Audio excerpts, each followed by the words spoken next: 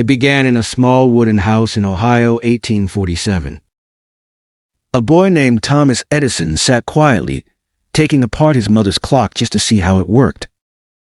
He wasn't naughty, just curious. But the world didn't see it that way. Teachers called him slow, unfocused, a failure. Yet deep inside, that boy carried a spark that one day would light up the world.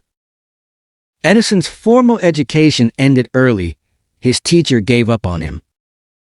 But his mother didn't. She looked him in the eyes and said, "You have something special, Tom. Never stop asking why." That single sentence became the foundation of his genius. At 12, he sold newspapers on trains. At 15, he nearly went deaf after an accident. The world grew quiet. But silence became his strength. Instead of listening, he started observing machines, wires, energy. Failure had taught him focus. Years passed. His small workshop filled with glass tubes, copper wires, and endless sketches. He failed once, twice, 100 times. But every time someone asked him how it felt to fail, he smiled and said, "I didn't fail. I just found 1,000 ways that didn't work." One cold night in 1879, after thousands of attempts, the filament glowed and didn't burn out. The first electric bulb had been born. For the first time in history, darkness had lost. That tiny light changed everything. It turned nights into days.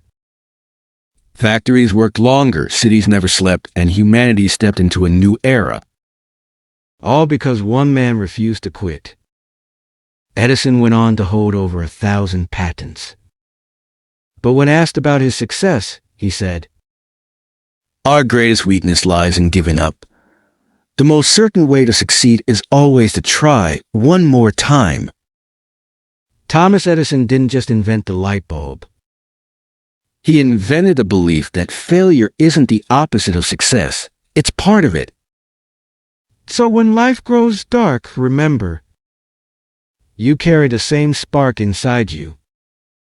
All you have to do is keep it burning. Genius is 1% inspiration and 99% perspiration. Thomas Edison saw piano fades as golden sparks rise into the dark sky.